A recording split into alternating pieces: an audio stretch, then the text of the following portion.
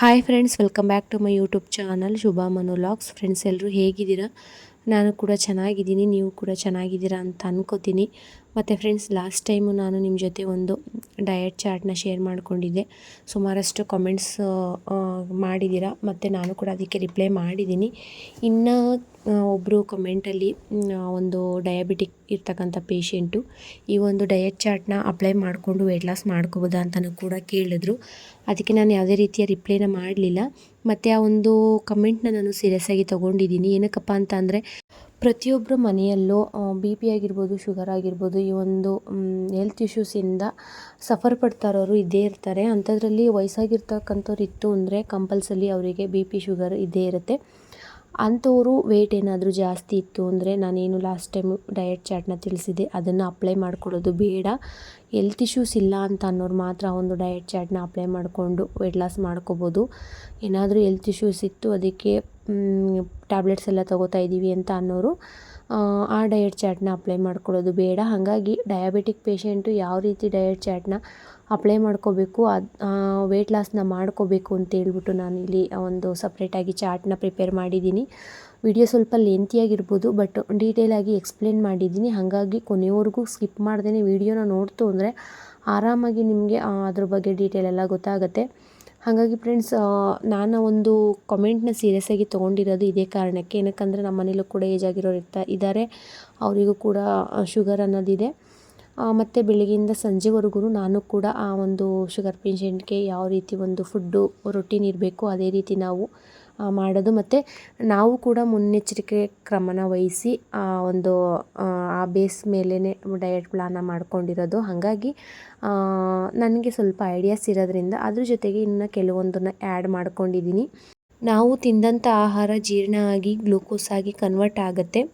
Glucose ಆಗಿ convert ಆದಂಥದ್ದನ್ನು ನಮ್ಮ ದೇಹದಲ್ಲಿ ಇನ್ಸುಲಿನ್ ಎಂಬ ಹಾರ್ಮೋನು ಉತ್ಪಾದನೆಯಾಗಿ ಆ ಗ್ಲೂಕೋಸ್ನ ಎನರ್ಜಿಯಾಗಿ ನಮ್ಮ ದೇಹಕ್ಕೆ ಪೂರೈಕೆ ಮಾಡುತ್ತೆ. ಹಾಗಾಗಿ ಆ ಒಂದು ಇನ್ಸುಲಿನ್ ಬಿಡುಗಡೆ ಆಗದೇ ನಮ್ಮ ಒಂದು ಗ್ಲೂಕೋಸ್ನ ಎನರ್ಜಿಯಾಗಿ ಕನ್ವರ್ಟ್ ಮಾಡದೇ ಇದ್ದಾಗ ರಕ್ತದಲ್ಲಿ ಸಕ್ಕರೆ ಅಂಶ ಜಾಸ್ತಿಯಾಗಿ ನಮಗೆ ಡಯಾಬಿಟಿಕ್ ಅನ್ನೋ ಒಂದು ಕಾಯಿಲೆ ಕಾಣಿಸ್ಕೊಳ್ಳೋದು.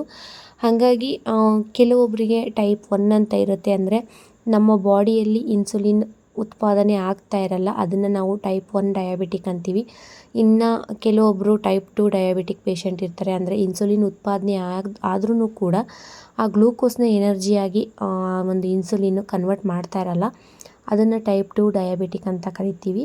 ಹಾಗಾಗಿ ಈ ಒಂದು ಟೈಪ್ 1 ಟೈಪ್ 2 ಇರ್ತಕ್ಕಂಥವ್ರು ಆರಾಮಾಗಿ ಒಂದು ಡಯಟ್ ಚಾರ್ಟ್ನ ಅಪ್ಲೈ ಮಾಡಿಕೊಂಡು ವೆಯ್ಟ್ ಲಾಸ್ ಮಾಡೋದ್ರ ಜೊತೆಗೆ ನಿಮ್ಮ ಒಂದು ರಕ್ತದಲ್ಲಿರ್ತಕ್ಕಂಥ ಸಕ್ಕರೆ ಅಂಶನೂ ಕೂಡ ಕಡಿಮೆ ಮಾಡ್ಕೋಬೋದು. ನೋಡ್ತಾ ಇರ್ಬೋದು ನೀವಿಲ್ಲಿ, ನಾನು ಆಲ್ರೆಡಿ ಒಂದು ಚಾರ್ಟ್ನ ಬರೆಯೋದಕ್ಕೆ ಸ್ಟಾರ್ಟ್ ಮಾಡಿದ್ದೀನಿ. ವಿಡಿಯೋನ ಸ್ಕಿಪ್ ಮಾಡದೆ ಕೊನೆಯವರೆಗೂ ನೋಡ್ತು ಅಂದರೆ ಆರಾಮಾಗಿ ಒಂದು ಚಾರ್ಟು ಅರ್ಥನೂ ಕೂಡ ಆಗುತ್ತೆ, ಮತ್ತು ನಿಮಗೆ ಡಯಟ್ ಮಾಡ್ಕೊಳ್ಳೋದಕ್ಕೆ ಹೆಲ್ಪ್ ಕೂಡ ಆಗುತ್ತೆ. ಒಂದು ವೆಯ್ಟ್ ಲಾಸ್ ಆಗೋದ್ರ ಜೊತೆಗೆ ನಿಮ್ಮ ಬ್ಲಡ್ಡಲ್ಲಿರ್ತಕ್ಕಂಥ ಶುಗರ್ ಲೆವೆಲ್ನ ಕೂಡ ಕಡಿಮೆ ಮಾಡ್ಕೋಬೋದು. ನಾರ್ಮಲಾಗಿ ಯಾವುದೇ ರೀತಿಯ ಹೆಲ್ತ್ ಇಶ್ಯೂಸ್ ಇಲ್ಲ ಅಂತ ಅನ್ನೋರು ಅವ್ರಿಗೆ ಬೇರೆ ರೀತಿಯ ಡಯಟ್ ಇರುತ್ತೆ. ಇನ್ನು ಯಾವುದಾದ್ರೂ ಹೆಲ್ತ್ ಇಶ್ಯೂಸ್ ಇರ್ತಕ್ಕಂಥವ್ರಿಗೇ ಬೇರೆ ಡಯಟ್ ಇರುತ್ತೆ. ಹಾಗಾಗಿ ಡಿಫ್ರೆನ್ಸ್ನ ನೀವು ನೋಡ್ಬೋದು ಯಾವ್ಯಾವ ರೀತಿ ನಾನಿಲ್ಲಿ ಪ್ರಿಪೇರ್ ಮಾಡಿದ್ದೀನಿ ಚಾರ್ಟ್ನ. ಅದಕ್ಕೂ ಇದಕ್ಕೂ ಅಂದರೆ ನನ್ನ ಒಂದು ಹಳೆ ವೆಯ್ಟ್ ಲಾಸ್ ಚಾರ್ಟ್ಗೂ ಮತ್ತು ಈ ಒಂದು ವೆಯ್ಟ್ ಲಾಸ್ ಚಾರ್ಟ್ಗೂ ಯಾವ ರೀತಿ ಡಿಫ್ರೆನ್ಸ್ ಇದೆ ಅಂತಲೂ ಕೂಡ ನೀವು ನೋಡ್ಕೋಬೋದು. ಇದು ನಾನು ಬರೆದಿರ್ತಕ್ಕಂಥ ಚಾರ್ಟು ಡಯಾಬಿಟಿಕ್ ಇರ್ತಕ್ಕಂಥ ಪೇಷೆಂಟು, ವೆಯ್ಟ್ ಗೇನ್ ಇರ್ತಕ್ಕಂಥ ಪೇಷೆಂಟು, ಅದ್ರ ಜೊತೆಯಲ್ಲಿ ಅಂಥವರಿಗೆ ಎರಡೂ ಕೂಡ ಉಪಯೋಗ ಆಗುತ್ತೆ. ಶುಗರ್ ಲೆವೆಲ್ಲು ಕಡಿಮೆ ಆಗುತ್ತೆ ಮತ್ತು ನಿಮ್ಮ ವೆಯ್ಟು ಕೂಡ ಕಡಿಮೆ ಆಗುತ್ತೆ. ಆ ರೀತಿ ಅನುಕೂಲ ಆಗಲಿ ಅಂತಲೇ ಬರೆದಿರೋದು. ಮತ್ತು ಬೆಳಗಿನ ಜಾವ 6 ಗಂಟೆಗೇ ಎದ್ದು ಒಂದು ಗ್ಲಾಸ್ ಬಿಸಿ ನೀರನ್ನ ಕುಡಿದು ಅದಾದ ನಂತರ 30ರಿಂದ 40 ನಿಮಿಷಗಳ ಕಾಲ ವಾಕ್ನ ಮಾಡ್ಕೋಬೇಕಾಗತ್ತೆ. ಇನ್ನು ಟ್ಯಾಬ್ಲೆಟ್ಸ್ ತಗೊಳ್ಳೋದ್ರಿಂದ ತುಂಬಾ ನಿದ್ದೆ ಬರುತ್ತೆ ಒಂದು ಡಯಾಬಿಟಿಕ್ ಪೇಷೆಂಟ್ಗಳಿಗೆ. ಅಂಥವ್ರು ಬೆಳಗಿನ ಜಾವ ಬೇಗನೆ ಎದ್ದೇಳೋಕ್ಕಾಗಲ್ಲ ಅಂದರೆ ಅಟ್ಲೀಸ್ಟ್ ಒಂದು 6 ಗಂಟೆಗಾದ್ರು ಎದ್ದು 6ರಿಂದ 6:45ವರೆಗೂ ವಾಕ್ನ ಮಾಡ್ಕೋಬೇಕಾಗತ್ತೆ. ಇನ್ನು ಏನಾದರೂ ಸ್ವಲ್ಪ ಬೇಗ ಎದ್ದೇಳ್ತೀವಿ ಅಂದರೆ ಒಂದು 5:15 ಹಂಗೇ ಎದ್ದು ವಾಕ್ನ ಸ್ಟಾರ್ಟ್ ಮಾಡಿಕೊಂಡ್ರೆ ಮುಗೀತು. ಬೆಸ್ಟ್ ಸೊಲ್ಯೂಷನ್ ಅಂತ ಅಂದರೆ ಡಯಾಬಿಟಿಕ್ ಪೇಷೆಂಟ್ಗೆ ವಾಕ್ ಮಾಡೋದು ಬೆಸ್ಟ್ ಸೊಲ್ಯೂಷನ್ ಅಂತ ಹೇಳ್ತೀವಿ. ನಿಮ್ಮ ಶುಗರ್ ಲೆವೆಲ್ಲು ಕಡಿಮೆ ಆಗುತ್ತೆ ಮತ್ತು ಡಯಟ್ಗೂ ಕೂಡ ಹೆಲ್ಪ್ ಆಗುತ್ತೆ. ಒಂದು ಗ್ಲಾಸ್ ಬಿಸಿ ನೀರನ್ನ ಕುಡಿದು ವಾಕ್ನ ಮಾಡ್ಕೊಳ್ಳಿ. ಅದಾದ ನಂತರ ವಾಕ್ ಮುಗಿಸ್ಕೊಂಡು ಬಂದು ಒಂದು 7 ಗಂಟೆ ಹಂಗೆ ನೀವು ಮೆಂತ್ಯ ನೀರನ್ನು ತಗೋಬೇಕಾಗತ್ತೆ. ನಾನು ಕೂಡ ಡಯೆಟಲ್ಲಿ ಪ್ರತಿನಿತ್ಯ ಮೆಂತ್ಯ ನೀರನ್ನು ಕುಡಿತಾ ಬರ್ತಾ ಇದ್ದೀನಿ. ವೆಯ್ಟ್ ಲಾಸ್ ಆಗೋದ್ರ ಜೊತೆಗೆ ನಮ್ಮ ರಕ್ತದಲ್ಲಿರ್ತಕ್ಕಂಥ ಶುಗರ್ ಲೆವೆಲ್ನು ಕೂಡ ಕಡಿಮೆ ಮಾಡುತ್ತೆ. ಅದ್ರ ಜೊತೆಗೆ ನಮ್ಮ ಹೊಟ್ಟೆ ಬೊಜ್ಜನ್ನು ಕೂಡ ಕಡಿಮೆ ಮಾಡಿ ಮತ್ತು ಹಾರ್ಟ್ ರಿಲೇಟೆಡ್ ಪ್ರಾಬ್ಲಮ್ಗಳಿಗೆಲ್ಲ ಸೊಲ್ಯೂಷನ್ ಈ ಒಂದು ಮೆಂತ್ಯ ನೀರು ಬೆಸ್ಟ್ ಅಂತಲೇ ಹೇಳ್ಬೋದು. ಹಾಗಾಗಿ ನೈಟು 200 ml ನೀರಿಗೆ 1 ಟೇಬಲ್ ಸ್ಪೂನಷ್ಟು ಮೆಂತ್ಯ ಕಾಳನ್ನ ಹಾಕಿ ನೆನೆ ಹಾಕಿ ಕುಡಿತು ಅಂದರೆ ಆರಾಮಾಗಿ ಈ ಒಂದು ಹೆಲ್ತ್ ಬೆನಿಫಿಟ್ ಎಲ್ಲ ಸಿಗುತ್ತೆ ನಮಗೆ. ತುಂಬ ಏನು ಕಹಿ ಇರಲ್ಲ, ಆರಾಮಾಗಿ ಕುಡಿಬೋದು, ಪ್ರಾಬ್ಲಮ್ ಏನಿಲ್ಲ. ಆ ನೀರನ್ನು ಕುಡಿದು ಏನು ನಾವು ನೆನೆಸಿರ್ತೀವಲ್ಲ ಮೆಂತ್ಯ ಕಾಳುಗಳು, ಅದನ್ನು ಕೂಡ ಚೆನ್ನಾಗಿ ಅಗೆದು ತಿಂದರೆ ಯಾವುದೇ ರೀತಿ ಕಹಿನೂ ಕೂಡ ಇರಲ್ಲ, ಆರಾಮಾಗಿ ತಿನ್ಬೋದು ಅಂತಲೂ ಕೂಡ ಹೇಳ್ತೀನಿ. ಇನ್ನು ಮೆಂತ್ಯನ ಆ ರೀತಿ ನೆನೆ ಹಾಕಿ ತಿನ್ನೋದಕ್ಕೆ ಆಗಲ್ಲ ಅಂತ ಅನ್ನೋರು ಪೌಡ್ರ್ ಮಾಡಿ ಇಟ್ಕೊಂಡು 1 ಗ್ಲಾಸ್ ನೀರಿಗೆ ಅಂದರೆ 200 ml ನೀರಿಗೆ 1 ಟೇಬಲ್ ಸ್ಪೂನಷ್ಟು ಮೆಂತ್ಯ ಪೌಡ್ರನ್ನ ಹಾಕಿ ಮಿಕ್ಸ್ ಮಾಡಿಕೊಂಡು ಗಟಗಟನೆ ಕುಡಿತು ಅಂದ್ರೂ ಕೂಡ ಒಂದು ಹೆಲ್ತ್ ಬೆನಿಫಿಟ್ಟು ಸಿಗುತ್ತೆ. 2 ರೀತಿಲಿ ಯಾವುದಾದ್ರೂ ಒಂದು ರೀತಿ ಮಾಡ್ಕೊಳ್ತು ಅಂದರೆ ಮುಗೀತು. ಡೈಲಿ ಮೆಂತ್ಯ ನೀರನ್ನು ಕುಡಿತು ಅಂದರೆ ತುಂಬಾ ಒಳ್ಳೆಯದು. ಅದೊಂದನ್ನು ಆ್ಯಡ್ ಮಾಡ್ಕೋಬೇಕಾಗತ್ತೆ. ನಾನು ಕೂಡ ಪ್ರತಿನಿತ್ಯ ಮೆಂತ್ಯ ನೀರನ್ನು ಕುಡಿತೀನಿ. ಮುನ್ನೆಚ್ಚರಿಕೆ ಕ್ರಮ ಅಂತನಾದರೂ ಹೇಳ್ಬೋದು, ಇಲ್ಲ ಅಂದರೆ ವೆಯ್ಟ್ ಲಾಸ್ ಜರ್ನಿಗೆ ಹೆಲ್ಪ್ ಆಗಲಿ ಅಂತನಾದರೂ ತಿಳ್ಕೊಬೋದು. ಈ ಒಂದು ಮೆಂತ್ಯ ನೀರು ತುಂಬಾ ಒಳ್ಳೆಯದು. ಮತ್ತು ಹೀಟಿನ ಪದಾರ್ಥಗಳೆಲ್ಲ ತಿಂತೀವಲ್ಲ, ಅದಕ್ಕಾಗಿ ಬಾಡಿನೂ ಕೂಡ ತಂಪಾಗಿ ಇರುತ್ತೆ. ವೆಯ್ಟ್ ಲಾಸ್ ಮಾಡ್ಕೋತಾ ಇದ್ದೀವಿ ಅಂದರೆ ಆಲ್ಮೋಸ್ಟು ಎಲ್ಲ ಹೀಟಿನ ಪದಾರ್ಥಗಳನ್ನೇ ತಿನ್ನೋದು ನಾವು. ಇನ್ನು ಡಯಾಬಿಟಿಸ್ ಪೇಷಂಟ್ಗಳೂ ಕೂಡ ಅಷ್ಟೇ ಹೀಟಿನ ಪದಾರ್ಥಗಳನ್ನೇ ತಿನ್ನೋದು. ಹಾಗಾಗಿ ಬಾಡಿನ ತಂಪಾಗಿಡೋದಕ್ಕೆ ಈ ಒಂದು ಮೆಂತ್ಯ ನೀರು ಹೆಲ್ಪ್ ಮಾಡುತ್ತೆ. ಮೆಂತ್ಯ ನೀರನ್ನು ಒಂದು 7 ಗಂಟೆ ಅಷ್ಟರಲ್ಲಿ ತೊಗೊಂಡಿತ್ತು ಅಂದರೆ ಅದಾದಮೇಲೆ 8 ಗಂಟೆಯಿಂದ 8:30 ಒಳಗಡೆ 1 ಗ್ಲಾಸ್ ಗಂಜಿ, ಅದ್ರ ಜೊತೆಗೆ 1 ಟೀ ಸ್ಪೂನಷ್ಟು ಅಗಸೆ ಬೀಜನ ತಿನ್ನಬೇಕಾಗತ್ತೆ.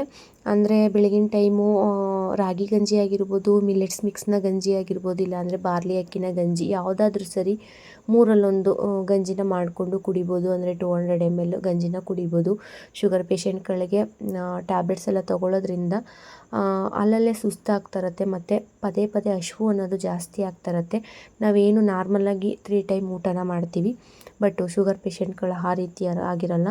ಅವರೊಂದು 4 to 5 ಟೈಮ್ ಊಟ ಮಾಡಬೇಕಾಗತ್ತೆ. ಹಾಗಾಗಿ ತುಂಬ ತಿನ್ನೋದಲ್ಲ, 3 ಹೊತ್ತು ಏನು ತಿಂತೀವಿ ಅದನ್ನು 4 ಹೊತ್ತಿಗೆ ಇಲ್ಲ ಅಂದರೆ ಒಂದು 5 ಹೊತ್ತಿಗೆ ಎಕ್ಸ್ಪೆಂಡ್ ಮಾಡ್ಕೋಬೇಕಾಗತ್ತೆ. ಅಂದರೆ ಅದನ್ನು ಹೆಚ್ಚಿಸ್ಕೋಬೇಕಾಗತ್ತೆ.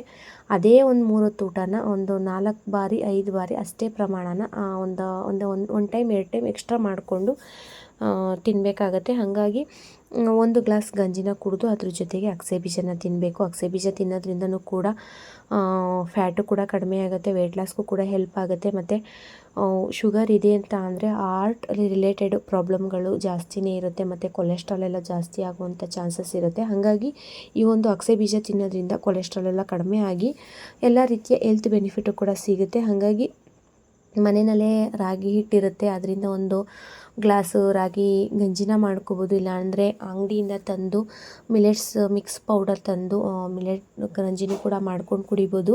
ನಾನು ಒಂದು ಮಿಲೆಟ್ ಗಂಜಿದು ಪೌಡ್ರನ್ನು ಕೂಡ ಮಾಡಿ ವಿಡಿಯೋ ಶೇರ್ ಮಾಡಿದ್ದೀನಿ ನಿಮ್ಮ ಜೊತೆ. ಅದು ಬೇಕಿತ್ತು ಅಂದರೆ ನನ್ನ ಚಾನಲ್ನ ಓಪನ್ ಮಾಡ್ತು ಅಂದರೆ ಆ ಒಂದು ವಿಡಿಯೋನೂ ಕೂಡ ಸಿಗುತ್ತೆ. ಆರಾಮಾಗಿ ಮನೆಯಲ್ಲೇ ಕಾಳುಗಳೆಲ್ಲನೂ ಹುರ್ಕೊಂಡು ಪೌಡ್ರ್ ಮಾಡಿ ಇಟ್ಕೋತು ಅಂದರೆ ಗಂಜಿನೂ ಕೂಡ ಮಾಡ್ಕೋಬೋದು. ಇನ್ನು ಬಾರ್ಲಿ ಅಕ್ಕಿ ಗಂಜಿ, ಅದು ಕೂಡ ತುಂಬಾ ಒಳ್ಳೆಯದು, ದೇಹಕ್ಕೆ ತಂಪು. ಅದನ್ನು ಕೂಡ 1 ಗ್ಲಾಸ್ ಮಾಡ್ಕೊಂಡು ಕುಡಿಬೋದು. ಅದರದ್ದು ಹೆಲ್ತ್ ಬೆನಿಫಿಟ್ ಅನ್ನೋದು ತುಂಬಾ ಇದೆ. ಹಾಗಾಗಿ ಈ ರೀತಿ ಬೆಳಗ್ಗೆ ಒಂದು 8ರಿಂದ 8:30 ಅಷ್ಟರಲ್ಲಿ ನಾವು ಗಂಜಿ ಮಾಡ್ಕೊಂಡು ಕುಡಿದು ಅದಾದ ನಂತರ ಅಗಸೆ ಬೀಜ ಎಲ್ಲ ತಿಂದು ಮುಗಿಸಿದ್ಮೇಲೆ 9:30ರಿಂದ 10:30 ಅಷ್ಟರಲ್ಲಿ ನಮ್ಮ ಒಂದು ಬೆಳಗಿನ ತಿಂಡಿನ ಮುಗಿಸ್ಕೋಬೇಕಾಗತ್ತೆ. ಆಲ್ಮೋಸ್ಟು ಮನೇಲಿರ್ತಕ್ಕಂಥವ್ರಿಗೆ ಈ ಒಂದು ಟೈಮಿಂಗ್ಸ್ ಎಲ್ಲ ಅಡ್ಜಸ್ಟ್ ಆಗುತ್ತೆ. ಆರಾಮಾಗಿ ಮನೇಲೇ ಇದ್ಕೊಂಡು ಪ್ರಿಪೇರ್ ಮಾಡಿಕೊಂಡು ಫುಡ್ಡೆಲ್ಲನೂ ಪ್ರಿಪೇರ್ ಮಾಡಿಕೊಂಡು ತೊಗೋಬೋದು. ಇನ್ನು ಹೊರಗಡೆ ಹೋಗ್ತೀರಾ, ಕೆಲಸಗಳಿಗೆಲ್ಲ ಹೋಗ್ತೀರಾ, ಬೇಗನೆ ಹೋಗ್ತೀರಾ ಅಂತ ಅನ್ನೋರು ಟೈಮಿಂಗ್ಸ್ನ ಬ್ಯಾಲೆನ್ಸ್ ಮಾಡ್ಕೋಬೇಕಾಗತ್ತೆ. ಸ್ವಲ್ಪ ಬೇಗನೆ ಎದ್ದು ಈ ಒಂದು ರೊಟೀನೆಲ್ಲ ಮುಗಿಸ್ಕೊಂಡು ನೀವೇನಾದರೂ 10 ಗಂಟೆ ಅಷ್ಟರಲ್ಲಿ ಮನೆ ಬಿಡ್ತೀರಾ ಅಂದರೆ ಒಂದು 9:30 ಅಷ್ಟರಲ್ಲೆಲ್ಲ ತಿಂಡಿನ ಮುಗಿಸ್ಕೊಬಿಡ್ಬೇಕಾಗತ್ತೆ. ಹಾಗಾಗಿ ನೀವು ಟೈಮಿಂಗ್ಸ್ನ ನೋಡಿಕೊಂಡು ಬ್ಯಾಲೆನ್ಸ್ ಮಾಡಬೇಕು. ನಾನಿಲ್ಲಿ ಮನೇಲೇ ಇರ್ತಕ್ಕಂಥವ್ರಿಗೆ ಅಂದರೆ ಸ್ವಲ್ಪ ಏಜ್ ಆಗಿರ್ತಕ್ಕಂಥವ್ರು ಮನೆಯಲ್ಲೇ ಇರ್ತಾರೆ, ಅಂಥವ್ರು ಶುಗರ್ ಪೇಷಂಟ್ಗಳಿರ್ತಾರೆ ಅಂತ ತಿಳ್ಕೊಂಡು ಆ ಒಂದು ಮೈಂಡ್ಸೆಟ್ಟಲ್ಲಿ ನಾನು ಈ ಒಂದು ಟೈಮಿಂಗ್ಸ್ ಎಲ್ಲನೂ ಬ್ಯಾಲೆನ್ಸ್ ಮಾಡಿರೋದು. ಹಾಗಾಗಿ ನಿಮಗೆ ಯಾವ ಟೈಮು ಸೂಕ್ತ ಆಗುತ್ತೆ ಆ ಟೈಮಲ್ಲಿ ನಾನೇನು ಫುಡ್ ರೊಟೀನ ತೋರಿಸಿದ್ದೀನಿ ಅದನ್ನೆಲ್ಲ ಸ್ವಲ್ಪ ಒಂದು ಅರ್ಧ ಗಂಟೆ ಇಲ್ಲ 1 ಅವರ್ ಅರ್ಲಿಯಾಗೆ ಮಾಡಿಕೊಂಡು ಮುಗಿಸ್ಕೊಳ್ಳಿ. ಮತ್ತು ಬೆಳಗಿನ ತಿಂಡಿಗೆ ನಾನಿಲ್ಲಿ ಸುಮಾರಷ್ಟು ಆಪ್ಷನ್ಸ್ನ ತಿಳಿಸಿದ್ದೀನಿ. ಒಂದಿನ ಒಂಥರ, ಇನ್ನೊಂದು ದಿನ ಇನ್ನೊಂದು ಥರ ಮಾಡಿಕೊಂಡು ನೀವು ಬೆಳಗಿನ ತಿಂಡಿನ ಮುಗಿಸ್ಕೋಬೋದು. ವಾರದಲ್ಲಿ 7 ದಿನ, ಆ 7 ದಿನವೂ ಕೂಡ ತರಾವರಿ ತಿಂಡಿನ ಮಾಡಿಕೊಂಡು ನೀವು ಊಟ ಮಾಡ್ಬೋದು. ಹಾಗಾಗಿ ನಾನು ಯಾವ್ಯಾವ ಆಪ್ಷನ್ ತಿಳಿಸಿದ್ದೀನಪ್ಪ ಅಂತ ಅಂದರೆ ರವೆ ಉಪ್ಪಿಟ್ಟು, ಗೋಧಿ ನುಚ್ಚಿನ ಉಪ್ಪಿಟ್ಟು, ಅವಲಕ್ಕಿ ಉಪ್ಪಿಟ್ಟು. ಇದನ್ನು ಮಾಡ್ಕೋಬೋದು. ಅಂದರೆ ತರಕಾರಿಗಳನ್ನ ಜಾಸ್ತಿ ಬಳಸ್ಕೊಂಡು ಉಪ್ಪಿಟ್ಟನ್ನ ಮಾಡಿಕೊಂಡು ತಿನ್ನೋದು. ನಾನು ಇಲ್ಲಿ ಪ್ರಮಾಣನ ತಿಳಿಸಿಲ್ಲ, ಏನಕ್ಕಪ್ಪ ಅಂತ ಅಂದರೆ ಹೆಲ್ತ್ ಇಶ್ಯೂಸ್ ಇರ್ತಕ್ಕಂಥವರಿಗೆ ಮತ್ತು ಅದ್ರ ಜೊತೆಗೆ ಟ್ಯಾಬ್ಲೆಟ್ನ ತಗೋತಾ ಇರ್ತಾರೆ, ಅವರು ಹೊಟ್ಟೆ ಹಸಿವು ಅನ್ನೋದು ತುಂಬಾ ಇರುತ್ತೆ. ಅಂಥವರಿಗೆ ಇಷ್ಟು ಗ್ರಾಮೇ ತಗೊಳ್ಳಿ ಅಂತ ನಾವು ಹೇಳೋದಕ್ಕಾಗಲ್ಲ. ಕೆಲವೊಬ್ಬರು ತುಂಬಾ ತಿಂತಾರೆ, ಇನ್ನು ಕೆಲವೊಬ್ಬರು ಸ್ವಲ್ಪ ತಿಂತಾರೆ, ಹೊಟ್ಟೆ ತುಂಬಿಸ್ಕೋತಾರೆ. ಹಾಗಾಗಿ ನಾನಿಲ್ಲಿ ಒಂದು ಊಟದ ಪ್ರಮಾಣನ ತಿಳಿಸಿಲ್ಲ. ನೀವು ಒಂದು ಬೌಲ್ ಅಳತೆನ ಇಟ್ಕೋಬೇಕಾಗತ್ತೆ. ಆ ಒಂದು ಬೌಲ್ ಅಳತೆಯಲ್ಲಿ ಮೆಸರ್ಮೆಂಟ್ ತೊಗೊಂಡು ಈ ವೀಕು ಒಂದಷ್ಟು ದಿನಗಳ ಕಾಲ, ಅಂದರೆ ಒಂದು 7 ಡೇಸ್ ಆಗಿರ್ಬೋದು, ಇಲ್ಲ ಒಂದು 10 ಡೇಸ್ ಆಗಿರ್ಬೋದು, ಒಂದು ಬೌಲ್ ಅಳತೆ ಇಟ್ಕೊಳ್ಳಿ. ಆ ಒಂದು 10 ಡೇಸ್ ಅದೇ ಬೌಲಲ್ಲಿ ಊಟ ಮಾಡಿ. ಅದಾದ ನಂತರ ಆ ಬೌಲಲ್ಲೇ ಒಂದು 3/4 ಭಾಗ ತೊಗೊಳ್ಳಿ. 10 ಡೇಸ್ ಆಫ್ಟರು ಆ ಬೌಲಲ್ಲಿ ಒಂದು 3/4 ಭಾಗದಷ್ಟು ತೊಗೊಂಡು ಕಡಿಮೆ ಮಾಡ್ತಾ ಬರಬೇಕಾಗತ್ತೆ. ಈಗ ಒಂದು 100ಕ್ಕೆ 100 ಭಾಗನೂ ತಿಂತಾಯಿದ್ದೀರಾ ಅಂದರೆ ಸ್ಟಾರ್ಟಿಂಗ್ ಡೇಸಲ್ಲಿ ಒಂದು 90 ಭಾಗನೋ 80 ಭಾಗಕ್ಕೋ ಕಡಿಮೆ ಮಾಡ್ತಾ ಬರಬೇಕು. ಒಂದು 80 ಭಾಗದಷ್ಟು ತಿನ್ನಬೇಕಾಗತ್ತೆ, ಒಂದು 20 ಭಾಗದಷ್ಟು ಕಡಿಮೆ ಮಾಡಬೇಕಾಗತ್ತೆ. ಹಾಗೇ ಕಡಿಮೆ ಮಾಡ್ತಾ ಅಂದರೆ ತೀರಾ ಕಡಿಮೆನೂ ಮಾಡೋಕ್ಕೆ ಹೋಗಬಾರ್ದು. ನಿಮಗೆ ಗೊತ್ತಾಗೋಗುತ್ತೆ, ಟ್ಯಾಬ್ಲೆಟ್ಸ್ ಎಲ್ಲ ತೊಗೊಳ್ತಾ ಇರ್ತೀರ ಮತ್ತು ಸುಸ್ತು ಆಯಾಸ ಅನ್ನೋದು ಆಗ್ತಾ ಇರುತ್ತೆ. ತಲೆ ಚಕ್ಕರ್ ಬರೋದು, ಕೈ ಕಾಲೆಲ್ಲ ನಡುಗೆ ಬರೋದು, ಈ ಥರದ್ದೆಲ್ಲ ಆಗುತ್ತಂತೆ ಶುಗರ್ ಇರ್ತಕ್ಕಂಥವರಿಗೆ ಹೊಟ್ಟೆ ತುಂಬ ಊಟ ಮಾಡಲಿಲ್ಲ ಅಂತ ಅಂದರೆ. ಹಾಗಾಗಿ ನಾನಿಲ್ಲಿ ಯಾವುದೇ ರೀತಿಯ ಮೆಜರ್ಮೆಂಟ್ನ ತಿಳಿಸಿಲ್ಲ. ಒಂದು ಬೌಲ್ ಅಳತೆಯಲ್ಲಿ ನೀವೇನೇ ನೋಡಿಕೊಂಡು ಊಟನ ಮಾಡಿ. ಬೆಳಿಗ್ಗೆ ಗಂಜಿ ಕುಡ್ದಿರ್ತೀರಲ್ವ, ಹಾಗಾಗಿ ಅಷ್ಟು ಬೆಳಗಿನ ತಿಂಡಿನ ನೀವು ತೊಗೊಳೋದಿಲ್ಲ, ಲೈಟಾಗಿ ತಿಂಡಿನ ತಿಂತೀರಾ ಅಂತ ಅಂದ್ಕೊಂಡಿನೇ ನಾನಿಲ್ಲಿ ಒಂದು ಪ್ಲ್ಯಾನಿಂಗ್ನ ಮಾಡ್ಕೊಂಡಿರೋದು. ಅದಾದ ನಂತರ ರಾಗಿ ರೊಟ್ಟಿ, ರಾಗಿ ದೋಸೆ, ರವೆ ರೊಟ್ಟಿ, ರವೆ ಇಡ್ಲಿ, ರವೆ ದೋಸೆ, ಜೋಳದ ರೊಟ್ಟಿ, ಚಪಾತಿ ಈ ಥರ ತಿನ್ನಬೇಕಾಗತ್ತೆ. ಈ ಒಂದು ಚಪಾತಿ ಈ ಥರದ್ದೆಲ್ಲ, ರೊಟ್ಟಿ, ದೋಸೆ, ಇಡ್ಲಿ ಈ ಥರದ್ದೆಲ್ಲ ತಿನ್ನಬೇಕಾದಾಗ ನೀವು ಒಂದು 4 ತಿಂತಿದ್ದೀರಾ ಅಂದರೆ ಒಂದು 3ಕ್ಕೆ ಬನ್ನಿ. 3 ತಿಂತಿದ್ದೀರಾ ಅಂದರೆ ಒಂದು 2ಕ್ಕೆ ಬನ್ನಿ. ಅದ್ರ ಜೊತೆಗೆ ದಾಲ್ ಆಗಿರ್ಬೋದು, ತರಕಾರಿ ಗೊಜ್ಜಾಗಿರ್ಬೋದು, ಇಲ್ಲ ಕಾಳಿನ ಪಲ್ಯಗಳಾಗಿರ್ಬೋದು, ಇದನ್ನೆಲ್ಲ ಯಥೇಚ್ಛವಾಗಿ ತೊಗೊಳ್ಳಿ, ಪ್ರಾಬ್ಲಮ್ ಏನಿಲ್ಲ. ಬಟ್ ಅದನ್ನು ಒಂದೊಂದು ಕಡಿಮೆ ಮಾಡಿ, ತೀರಾ ಕಡಿಮೆ ಮಾಡೋದಲ್ಲ. ಎರಡು ಅರ್ಧ ಚಪಾತಿ, ಇಲ್ಲ ಒಂದು ಎರಡು ಅರ್ಧ ರೊಟ್ಟಿ, ಒಂದು 6-7 ಇಡ್ಲಿ ತಿಂತಿತ್ತು ಅಂದರೆ ಒಂದು 5 ಇಡ್ಲಿಗೆ ಸ್ಟಾಪ್ ಮಾಡ್ತಕ್ಕಂಥದ್ದು. ಈ ಥರದ್ದೆಲ್ಲನೂ ನೀವೇನೇ ನೋಡಿಕೊಂಡು ಸೂಕ್ಷ್ಮವಾಗಿ ಅಬ್ಸರ್ವ್ ಮಾಡಿಕೊಂಡು, ನಿಮಗೆ ಸುಸ್ತಾಗಬಾರ್ದು ಆ ರೀತಿ ಪ್ಲ್ಯಾನಿಂಗ್ನ ಮಾಡಿಕೊಂಡು ಒಂದು ಬೆಳಗಿನ ತಿಂಡಿನ ಮುಗಿಸ್ಕೊಳ್ಳಿ. ಅದಾದ ನಂತರ ಮಿಲೆಟ್ಸ್ ರೆಸಿಪಿನೂ ಕೂಡ ಮಾಡ್ಕೋಬೋದು. ಮಿಲೆಟ್ಸಲ್ಲಿ ನವಣೆ, ಸಾಮೆ, ಸಜ್ಜೆ, ಹಾರಕ, ಊದಲು, ಕೊರಲೆ ಈ ಥರದ್ದೆಲ್ಲ, ಅಂದರೆ ರಾಗಿನೂ ಕೂಡ ಮಿಲೆಟ್ಸೇ ಆಗುತ್ತೆ. ಹಾಗಾಗಿ ಈ ಥರದ್ದೆಲ್ಲ ನೀವು ಒಂದು ಮಿಲೆಟ್ಸ್ ರೈಸ್ಗಳಿಂದನೂ ಕೂಡ ಫುಡ್ನ ಪ್ರಿಪೇರ್ ಮಾಡ್ಕೋಬೋದು. ಯಾವ ರೀತಿ ಫುಡ್ಡಪ್ಪ ಅಂತ ಅಂದರೆ ಮಿಲೆಟ್ಸಿಂದ ಉಪ್ಪಿಟ್ಟಾಗಿರ್ಬೋದು, ಬಿಸಿಬೇಳೆ ಬಾತ್ ಆಗಿರ್ಬೋದು, ಇಲ್ಲ ಅಂದರೆ ಪೊಂಗಲ್ ಆಗಿರ್ಬೋದು, ಪಲಾವ್ ಆಗಿರ್ಬೋದು, ಈ ಥರದ್ದೆಲ್ಲ ರೆಸಿಪಿಗಳೆಲ್ಲನೂ ಮಾಡಿಕೊಂಡು ತಿನ್ಬೋದು ಆರಾಮಾಗಿ. ಹಾಗಾಗಿ ಇನ್ನು ಕಿನಿವಾ ರೆಸಿಪಿನೂ ಕೂಡ ಮಾಡ್ಕೋಬೋದು. ಒಂದು ಕಿನಿವಾ ಅನ್ನುವಂಥ ಕಾಳುಗಳು, ಸೀಡ್ಸ್ಗಳು ಬರುತ್ತೆ, ಅದರಿಂದನೂ ಕೂಡ ಬಿಸಿಬೇಳೆ ಬಾತು, ಪೊಂಗಲ್ಲು, ಪಲಾವು ಮತ್ತು ಉಪ್ಪಿಟ್ಟು ಈ ಥರದ್ದೆಲ್ಲ ಸುಮಾರಷ್ಟು ರೆಸಿಪಿನ ಮಾಡ್ಕೋಬೋದು. ನಿಮಗೆ ಏನಾದರೂ ರೆಸಿಪಿ ಬೇಕಿತ್ತು ಅಂದರೆ ನನಗೆ ಕಮೆಂಟ್ ಮುಖಾಂತರ ದಯವಿಟ್ಟು ತಿಳಿಸಿ. ನಾನು ಆ ಒಂದು ರೆಸಿಪಿನ ನಿಮ್ಮ ಜೊತೆ ಶೇರ್ ಮಾಡ್ತೀನಿ. ಡೈಲಿ ಒಂದೊಂದು ರೆಸಿಪಿನ ನಿಮ್ಮ ಜೊತೆ ಶೇರ್ ಮಾಡ್ಕೋತೀನಿ. ನಮಗೆ ಮಾಡ್ಕೊಳ್ಳೋದಕ್ಕೆ ಗೊತ್ತಾಗಲ್ಲ, ಪ್ರಮಾಣ ಅಳತೆ ಎಲ್ಲ ಗೊತ್ತಾಗಲ್ಲ ಅಂತ ಅಂದರೆ ನಾನು ಯಾವ ರೀತಿ ಮಾಡ್ಕೊಳ್ಳೋದು ಅಂತಲೂ ಕೂಡ ತಿಳಿಸ್ತೀನಿ. ಹಾಗಾಗಿ ಸುಮಾರಷ್ಟು ಆಪ್ಷನ್ನ ತಿಳಿಸಿದ್ದೀನಿ ನಾನಿಲ್ಲಿ. ಡೈಲಿ ಒಂದೊಂದು ಅಂದ್ರೂ ಕೂಡ ನಿಮಗೆ ಒಂದು 15 ದಿವಸದವರೆಗೂ ಕೂಡ ಇಲ್ಲಿ ಬೆಳಗಿನ ತಿಂಡಿನ ಪ್ಲ್ಯಾನಿಂಗ್ನ ಮಾಡ್ಕೊಂಡಿದ್ದೀನಿ. ಆರಾಮಾಗಿ ಇದನ್ನು ನೋಡಿಕೊಂಡು ಕೆಲವೊಂದು ನಿಮಗೆ ಯೂಟ್ಯೂಬಲ್ಲೂ ಕೂಡ ಚೆಕ್ ಮಾಡ್ತು ಅಂದರೆ ಅದು ರೆಸಿಪಿಗಳು ಸಿಗುತ್ತೆ. ಬೇಕಿತ್ತು ಅಂದರೆ, ಇಲ್ಲ ಅಂದರೆ ನನಗೆ ಆ ಒಂದು ರೆಸಿಪಿನ ಮಾಡಿ ತೋರಿಸಿ ಅಂದ್ರೂ ಕೂಡ ಕಮೆಂಟ್ ಮುಖಾಂತರ ತಿಳಿಸಿ. ನಾನು ಕೂಡ ಆ ಒಂದು ರೆಸಿಪಿನ ಮಾಡಿ ನಿಮ್ಮ ಜೊತೆ ಶೇರ್ ಮಾಡ್ತೀನಿ. ಅದಾದ ನಂತರ ಈ ರೀತಿ ಎಲ್ಲ ಆಪ್ಷನ್ಸ್ ಎಲ್ಲ ಇಟ್ಕೊಂಡು ನೀವು ಬೆಳಗಿನ ತಿಂಡಿಗೆ ಪ್ಲ್ಯಾನಿಂಗ್ ಮಾಡಿಕೊಂಡು ಹಿಂದಿನ ದಿನವೇ ನೈಟು ಪ್ಲ್ಯಾನಿಂಗ್ ಮಾಡಿಕೊಂಡು ಬೆಳಗ್ಗೆ ಆರಾಮಾಗಿ ಎದ್ದು ತಿಂಡಿನ ಪ್ರಿಪೇರ್ ಮಾಡ್ಕೋಬೋದು. ಇನ್ನು ಆರಾಮಾಗಿ ಮನೇಲಿರ್ತಕ್ಕಂಥವ್ರು ಕೂಡ ಈ ಒಂದು ತಿಂಡಿನ ತಿನ್ಬೋದು, ತೊಂದರೆ ಏನಿಲ್ಲ. ಶುಗರ್ ಇರ್ತಕ್ಕಂಥವ್ರಿಗೇ ಈ ಒಂದು ತಿಂಡಿನ ಮಾಡ್ಕೋಬೇಕು, ಅವ್ರು ಮಾತ್ರನೇ ತಿನ್ನಬೇಕು ಅಂತೇನಿಲ್ಲ, ಎಲ್ಲರೂ ಕೂಡ ಮಾಡ್ಬೋದು. ಮನೆಯವರಿಗೂ ಕೂಡ ಸೇರಿಸಿ ಒಂದು ತಿಂಡಿನ ಮಾಡ್ಕೋಬೋದು, ಪ್ರಾಬ್ಲಮ್ ಏನಿಲ್ಲ. ಇನ್ನು ಫ್ರೆಂಡ್ಸ್, ಮಧ್ಯಾಹ್ನ 1 ಗಂಟೆಗೆ ಒಂದು ಊಟ ಟೈಮ್ಸ್ನ ನಾನಿಲ್ಲಿ ಫಿಕ್ಸ್ ಮಾಡಿದ್ದೀನಿ. 1ರಿಂದ 2 ಗಂಟೆ ಟೈಮಲ್ಲಿ ಆ ಟೈಮಿನ ಒಳಗಡೆ ಊಟನ ಮಾಡಬೇಕಾಗತ್ತೆ. ಮಧ್ಯಾಹ್ನದ ಊಟನ ನಾನಿಲ್ಲಿ ಮಿಡ್ ಮಾರ್ನಿಂಗ್ ಸ್ನ್ಯಾಕ್ಸ್ನ ಆ್ಯಡ್ ಮಾಡಿಲ್ಲ. ಏನಕ್ಕಪ್ಪ ಅಂತ ಅಂದರೆ ಬೆಳಗ್ಗೆ ಕೆನೆ ಗಂಜಿ ಕುಡ್ದಿರ್ತೀರ, ಅದ್ರ ಜೊತೆಗೆ ಅಗಸೆ ಬೀಜನೂ ಕೂಡ ತಿಂದಿರ್ತೀರ. ಅದಾದ ನಂತರ ಹೊಟ್ಟೆ ತುಂಬ್ದಂಗೆ ಇರುತ್ತೆ. ಸ್ವಲ್ಪ ಲೇಟಾಗೇ ತಿಂಡಿನ ತೊಗೊಂಡಿರ್ತೀರ. ಇನ್ನು ಡೈರೆಕ್ಟು ನಾನು ಮಧ್ಯಾಹ್ನದ ಊಟಕ್ಕೆ ಹೋಗ್ತೀನಿ. ಏನಕ್ಕಪ್ಪ ಅಂತಂದರೆ ಜಾಸ್ತಿ ಗ್ಯಾಪ್ ಏನೂ ಇರೋದಿಲ್ವಲ್ಲ, ಹಾಗಾಗಿ ಸ್ನ್ಯಾಕ್ಸ್ ಅವರು ಬೇಡ ಅಂತ ಅನಿಸುತ್ತೆ. ಡೈರೆಕ್ಟು ಊಟನೇ ಮಾಡ್ಬೋದು. ಇನ್ನು ಊಟಕ್ಕೆ ನಾವಿಲ್ಲಿ ರಾಗಿ ಮುದ್ದೆ, ತರಕಾರಿ, ಸೊಪ್ಪು, ಕಾಳು ಈ ಥರದ್ದನ್ನೆಲ್ಲ ಬಳಸ್ಕೊಂಡು ಯಾವುದಾದ್ರೂ ಒಂದು ಸಾಂಬಾರು, ತರಕಾರಿ ಸಾಂಬಾರು ಆಗಿರ್ಬೋದು, ಸೊಪ್ಪಿನ ಸಾಂಬಾರು ಆಗಿರ್ಬೋದು, ಇಲ್ಲ ಕಾಳಿನ ಸಾಂಬಾರು ಆಗಿರ್ಬೋದು, ಯಾವುದಾದ್ರೂ ಒಂದು ರೀತಿಯ ಸಾಂಬಾರನ್ನ ಒಂದು ಮೀಡಿಯಮ್ ಬೌಲ್ನಲ್ಲಿ ತೊಗೊಳ್ಬೇಕಾಗತ್ತೆ. ಮೀಡಿಯಮ್ಗಿರ್ತಕ್ಕಂಥ ಮುದ್ದೆನ ಮಾಡಿಕೊಂಡು ಅದ್ರ ಜೊತೆಗೆ ಸಾಂಬಾರನ್ನ ತೊಗೊಂಡು, ಪ್ಲಸ್ ರೈಸ್ ಯಾವ್ದು ತೊಗೋಬೇಕಪ್ಪ ಅಂತ ಅಂದರೆ ವೈಟ್ ರೈಸ್ನ ತೊಗೊಳ್ಬಾರ್ದು. ಬ್ರೌನ್ ರೈಸು, ರೆಡ್ ರೈಸು, ಇಲ್ಲಾಂದರೆ ಮಿಲೆಟ್ ರೈಸ್ನ ತೊಗೋಬೇಕಾಗತ್ತೆ. ಅಂದರೆ ಕಂದು ಅಕ್ಕಿ ಅನ್ನ, ಕೆಂಪಕ್ಕಿ ಅನ್ನ ಮತ್ತು ಸಿರಿಧಾನ್ಯಗಳ ಅನ್ನ. ನಾನೇನೋ ಒಂದು ಸಾಮೆ, ನವಣೆ, ಆರ್ಕ, ಕೊರ್ಲೆ, ಊದ್ಲು ಈ ಥರದ್ದೆಲ್ಲ ಒಂದು ಸಿರಿಧಾನ್ಯಗಳ ಒಂದು ಅಕ್ಕಿ ಹೆಸ್ರನ್ನ ಹೇಳಿದ್ನಲ್ಲ, ಆ ಒಂದು ಅಕ್ಕಿಯಿಂದ ಅನ್ನನ ಮಾಡಿಕೊಂಡು ತಿನ್ನಬೇಕಾಗತ್ತೆ. ಅದು ಬೇಡ ಅಂತ ಅಂದರೆ ಬ್ರೌನ್ ರೈಸ್ನ ಮಾಡ್ಕೊಂಡು ತಿನ್ಬೋದು, ಇಲ್ಲ ಅಂದರೆ ರೆಡ್ ರೈಸ್ನ ಮಾಡ್ಕೊಂಡು ತಿನ್ಬೋದು. ಬ್ರೌನ್ ರೈಸ್, ರೆಡ್ ರೈಸ್ನ ಮಾಡೋದಕ್ಕಿಂತ ಮುಂಚೆ, ಸಿರಿಧಾನ್ಯನೂ ಕೂಡ ಮಾಡೋದಕ್ಕಿಂತ ಮುಂಚೆ ಒಂದು 3-4 ಗಂಟೆ ಅನ್ನೋಂಗೆ ಅದನ್ನು ನೆನೆ ಹಾಕಬೇಕಾಗತ್ತೆ. ಅಂದರೆ ನೀವು ಮಧ್ಯಾಹ್ನಕ್ಕೆ ಮಾಡ್ಕೋತಾ ಇದ್ದೀರಾ ಅಂತ ಅಂದರೆ ಬೆಳಗ್ಗೆ ನೀವು ಏನೋ ತಿಂಡಿ ಟೈಮ್ನ ಪ್ರಿಪೇರ್ ಮಾಡ್ಕೋತಾ ಇರ್ತೀರಲ್ಲ, ಆ ಟೈಮಲ್ಲಿ ಎಷ್ಟು ಬೇಕೋ ಅಷ್ಟು ಅಳತೆಯಲ್ಲಿ ತೊಳೆದ್ಬಿಟ್ಟು ನೆನೆಸಿಟ್ಕೊಬಿಡ್ತು ಅಂದರೆ ಆರಾಮಾಗಿ ಮಧ್ಯಾಹ್ನಕ್ಕೆ ಬೇಗನೆ ರೈಸ್ನ ಮಾಡ್ಕೊಬಿಡ್ಬೋದು. ಹಾಗಾಗಿ ಇದು ವೈಟ್ ರೈಸ್ನ ಅವಾಯ್ಡ್ ಮಾಡಬೇಕು ಅನ್ನೋದಕ್ಕಿಂತ ಅದನ್ನು ಕಂಪ್ಲೀಟಾಗಿ ಮರೆತು ಬಿಡಬೇಕು. ಕಾರ್ಬೋಹೈಡ್ರೇಟ್ ಜಾಸ್ತಿ ಇರೋದ್ರಿಂದ ವೈಟ್ ರೈಸಲ್ಲಿ ನಮ್ಮ ಒಂದು ಬ್ಲಡ್ಡಲ್ಲಿ ಶುಗರ್ ಲೆವೆಲ್ ಜಾಸ್ತಿ ಆಗೋದು ಚಾನ್ಸಸ್ ಇರುತ್ತೆ. ಹಾಗಾಗಿ ವೈಟ್ ರೈಸ್ನ ಕಂಪ್ಲೀಟಾಗಿ ಬಿಟ್ಟು ಅದ್ರ ಬದಲಿಗೆ ರೈಸ್ನ ತೀರಾ ಬಿಟ್ಬಿಡಬೇಡಿ ಅಂತ ಹೇಳ್ತಾ ಇಲ್ಲ ನಾನು. ವೈಟ್ ರೈಸ್ನ ಬಿಟ್ಬಿಡಿ.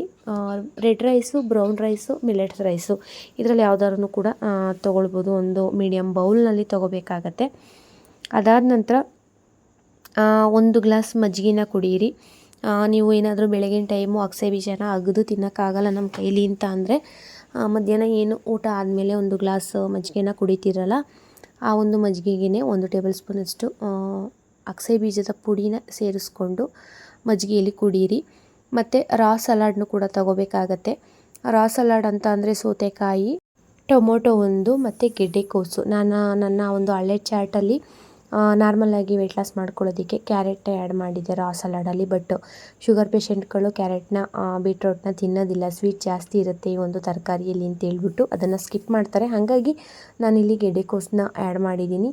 ಆ ಒಂದು ಗೆಡ್ಡೆಕೋಸು, ಒಂದು ಸೌತೆಕಾಯಿ, ಒಂದು ಟೊಮೊಟೊನೂ ಕೂಡ ಮತ್ತು ಸೌತೆಕಾಯಿನೂ ಕೂಡ ಆರಾಮಾಗಿ ನಮ್ಮ ಒಂದು ಶುಗರ್ ಲೆವೆಲ್ನ ಕಡಿಮೆ ಮಾಡೋದಕ್ಕೆ ಹೆಲ್ಪ್ ಮಾಡುತ್ತೆ. ಮತ್ತು ಹೊಟ್ಟೆನೂ ಕೂಡ ತುಂಬ್ದಂಗೆ ಆಗುತ್ತೆ. ಇಷ್ಟೆಲ್ಲನ ತಿಂದಾಗ ಹೊಟ್ಟೆ ಕೂಡ ತುಂಬ್ದಂಗೆ ಆಗುತ್ತೆ, ಎಲ್ಲೂ ಕೂಡ ಹೊಟ್ಟೆ ಹಶ್ವಾಗಲ್ಲ. ಹಾಗಾಗಿ ಮುದ್ದೆನೂ ಕೂಡ ದಪ್ಪುವ ಮುದ್ದೆ ಮಾಡ್ಕೊಳ್ಳೋದು ಬೇಡ, ಮೀಡಿಯಮ್ ಮುದ್ದೆನ ಮಾಡಿಕೊಂಡು ಮೀಡಿಯಮ್ ಬೌಲ್ ಸಾಂಬಾರನ್ನ ತೊಗೊಂಡು ಸ್ವಲ್ಪ ಮೀಡಿಯಮ್ ಬೌಲಲ್ಲಿ ರೈಸ್ನ ತೊಗೊಂಡು ಆ ಒಂದು ಕನ್ಸಿಸ್ಟೆನ್ಸಿನ ಇಟ್ಕೋಬೇಕಾಗತ್ತೆ ಪ್ರತಿನಿತ್ಯ. ಇವತ್ತು ಸ್ವಲ್ಪ ಕಡಿಮೆ ತಿಂದಿದ್ದೀನಿ, ನಾಳೆ ಇನ್ನೊಂದು ಸ್ವಲ್ಪ ಜಾಸ್ತಿ ತಿನ್ನೋಣ, ಇವತ್ತು ಜಾಸ್ತಿ ತಿಂದಿದ್ದೀನಿ ನಾಳೆ ಕಡಿಮೆ ತಿನ್ನೋಣ, ಈ ರೀತಿ ಮಾಡೋದಲ್ಲ. ಬ್ಯಾಲೆನ್ಸ್ ಮಾಡಿಕೊಂಡು ಕ್ರಮೇಣವಾಗಿ ಫುಡ್ಡಲ್ಲೂ ಕೂಡ ನೀವು ಕಡಿಮೆ ಮಾಡ್ತಾ ಬರಬೇಕಾಗತ್ತೆ. ದಿಢೀರಂತ ಕಡಿಮೆ ಮಾಡ್ತು ಅಂದರೆ ಹೆಲ್ತ್ ಇಶ್ಯೂಸ್ ಇರ್ತಕ್ಕಂಥವ್ರಿಗೆ ಪ್ರಾಬ್ಲಮ್ ಆಗುತ್ತೆ. ಹಾಗಾಗಿ ಎಲ್ಲನೂ ಕೂಡ ಮೈಂಡಲ್ಲಿ ಇಟ್ಕೊಂಡು ನೀವು ಮಾಡ್ಕೋಬೇಕು. ಅದಾದ ನಂತರ ಊಟ ಎಲ್ಲ ಮುಗಿಸಿದ ನಂತರ 1 ಟೀ ಸ್ಪೂನಷ್ಟು ಸೋಂಪನ್ನ ತಿನ್ನಬೇಕಾಗತ್ತೆ. ಸೋಂಪು ತಿನ್ನೋದು ಜೀರ್ಣಕ್ರಿಯೆ ಚೆನ್ನಾಗಾಗಲಿ, ತಿಂದಂಥ ಆಹಾರ ಚೆನ್ನಾಗಿ ಡೈಜೆಷನ್ ಆಗಲಿ ಅಂತ ಹೇಳ್ಬಿಟ್ಟು ಚೆನ್ನಾಗಿ ಸೋಂಪನ್ನ ಅಗೆದು ತಿನ್ನಬೇಕಾಗತ್ತೆ. ಇಷ್ಟು ಕೂಡ ಮಧ್ಯಾಹ್ನದ ಊಟದ ಐಡಿಯಾ ಆಗಿರುತ್ತೆ. ಮಧ್ಯಾಹ್ನದ ಊಟದಲ್ಲೂ ಕೂಡ ನಾನು ಸುಮಾರಷ್ಟು ವಿಚಾರನ ತಿಳಿಸಿದ್ದೀನಿ. ಮುದ್ದೆ ಸಾಂಬಾರು ಕಂಪಲ್ಸರಿ, ಸಾಂಬಾರು ಸೊಪ್ಪಿಂದಾಗಿರ್ಬೋದು, ಕಾಳಿಂದಾಗಿರ್ಬೋದು, ಇಲ್ಲಾಂದರೆ ತರಕಾರಿದಾಗಿರ್ಬೋದು. ಅದ್ರ ಜೊತೆಗೆ 1 ಮೀಡಿಯಮ್ ಬೌಲು ರೈಸ್ನ ಮಾಡ್ಕೋಬೋದು. ಅಂದರೆ ಒಂದಿನ ಬ್ರೌನ್ ರೈಸ್ ಆಗಿರ್ಬೋದು, ಇನ್ನೊಂದು ದಿನ ರೆಡ್ ರೈಸು, ಇನ್ನೊಂದು ದಿನ ಮಿಲೆಟ್ಸ್ ರೈಸು, ಯಾವುದಾದ್ರೂ ಒಂದೊಂದನ್ನು ಪ್ರತಿನಿತ್ಯ ಮಾಡಿಕೊಂಡು ಚೇಂಜ್ ಮಾಡ್ಕೊತು ಅಂದರೆ ಮುಗೀತು. ಇದರಲ್ಲಿ ಯಾವುದೇ ರೀತಿಯ ಡೌಟ್ ಇಲ್ಲ ಅಂತಲೂ ಕೂಡ ತಿಳ್ಕೊತೀನಿ. ಹಾಗಾಗಿ ಮಧ್ಯಾಹ್ನದ ಊಟನ ಈ ರೀತಿ ಮುಗಿಸ್ಕೋಬೇಕಾಗತ್ತೆ. ಇನ್ನು ಮಾರ್ನಿಂಗ್ ಸ್ನ್ಯಾಕ್ಸ್ನ ನಾನಿಲ್ಲಿ ಆ್ಯಡ್ ಮಾಡಿಲ್ಲ, ಬಟ್ ಈವ್ನಿಂಗ್ ಸ್ನ್ಯಾಕ್ಸ್ನ ನಾನಿಲ್ಲಿ ಆ್ಯಡ್ ಮಾಡಿದ್ದೀನಿ. ಈವ್ನಿಂಗ್ ಸ್ನ್ಯಾಕ್ಸಲ್ಲಿ ನಾವು ಒಂದು ಹಣ್ಣು, ಯಾವುದಾದ್ರೂ ಒಂದು ಹಣ್ಣನ್ನು ತಿನ್ನಬೇಕಾಗತ್ತೆ. ಅಂದರೆ ಎಲ್ಲ ಹಣ್ಣನ್ನು ಕೂಡ ಶುಗರ್ ಇರ್ತಕ್ಕಂಥವ್ರು ತಿನ್ನೋದಕ್ಕಾಗಲ್ಲ. ಇಂತಿಂಥ ಹಣ್ಣುಗಳನ್ನೇ ತಿನ್ನಬೇಕು ಶುಗರ್ ಇರ್ತಕ್ಕಂಥವ್ರು ಅನ್ನೋ ರಿಸ್ಟ್ರಿಕ್ಷನ್ ಇದೆ. ಆ ಹಣ್ಣುಗಳು ಯಾವ್ಯಾವುದು ಅಂತಲೂ ಕೂಡ ತಿಳಿಸ್ತೀನಿ.